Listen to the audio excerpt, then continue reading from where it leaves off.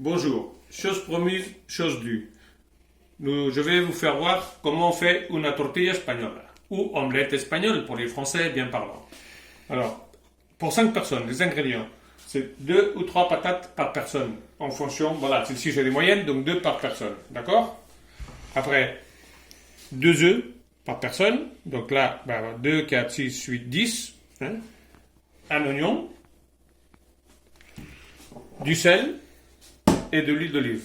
Pour les pommes de terre, pour les couper, il faut les couper très fines. Moi, je les coupe à la machine. Voilà comment elles sont. Il faut qu'elles soient toutes plus ou moins pareilles, très très fines, comme des chips. Vous n'avez pas un robot pour couper les patates, pour couper à la main, c'est facile. Vous faites comme ça, pour qu'elles soient très fines.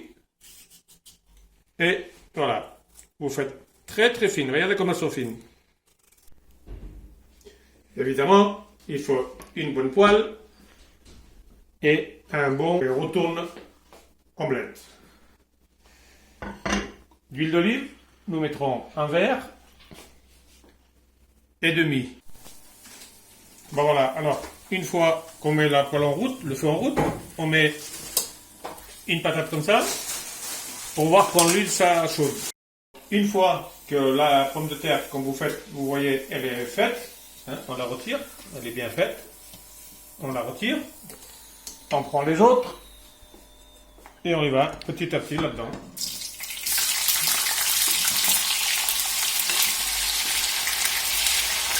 Alors, une fois les pommes de terre bien étalées dans la poêle, nous procédons à saler un petit peu. Voilà, comme ça.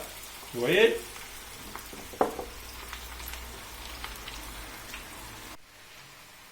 Alors, une fois que j'ai salé, nous procédons à couper l'oignon en petits, voilà. Bon, alors, au bout d'un petit moment, regardez, voilà, hop, ça y est, les pommes de terre commencent à être, il faut les retourner parce qu'elles commencent à être faites un peu d'un côté. Hein. Alors on les retourne bien retournées. Voilà. Une fois la première tour retournée, vous mettez les oignons par-dessus, comme ça, bien étalés, il y en a un peu de partout, pour que ça prenne goût partout. S'il y a des gens allergiques à l'oignon, ils ne mettent pas d'oignon. Elle sera un peu plus sèche, c'est tout. Voilà. Une fois les oignons étalés, nous ressalons à nouveau une deuxième fois. Une fois les œufs, cassés les œufs, on sale un petit peu et nous battons les œufs. Bon, alors, ce que nous faisons, nous prenons une petite patate, nous goûtons le sel, il manque un petit peu de sel. Alors voilà.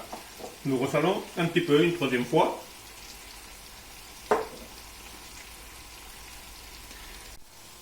Bon, alors, les pommes de terre, il faut les retourner plusieurs fois, hein, pour qu'elles se fassent bien partout. Et une fois que vous voyez, vous goûtez, que vous voyez qu'elles sont faites, voilà, regardez, il faut regarder le contrôle de l'huile. S'il reste beaucoup d'huile, il faut l'enlever. Là, il ne reste presque pas d'huile.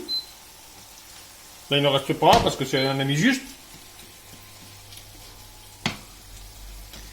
Voilà.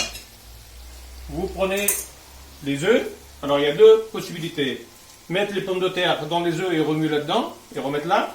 Là, elle sort beaucoup plus baveuse, l'omelette. Moi, ce que je fais, parce que nous, on n'aime pas trop baveux, voilà. Nous passons les œufs comme ça. Et maintenant, voilà, nous faisons comme ça pour que les œufs pénètrent bien de partout. Bon alors, comme vous voyez, les œufs, il faut les travailler beaucoup pour qu'ils pénètrent bien. Sinon après, il y aura des endroits où les œufs ne seront pas faits, elles seront crues, elles seront beaucoup trop baveuses. Alors voilà, une fois que c'est fait ça, nous allons le retourner. Voilà, nous mettons voilà. Nous avons retourné une fois l'omelette et nous la remettons ici. Nous faisons comme ça pour que ça soit bien partout, pareil, bien ronde partout. Voilà, l'omelette finie. Alors maintenant, je vais faire voir comment elle est dedans.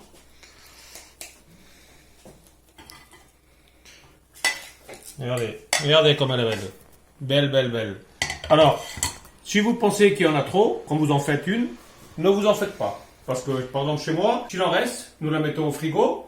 Et le lendemain, il y en a qui la réchauffent au micro-ondes. Et moi, par exemple, je la mange froide. Bon appétit!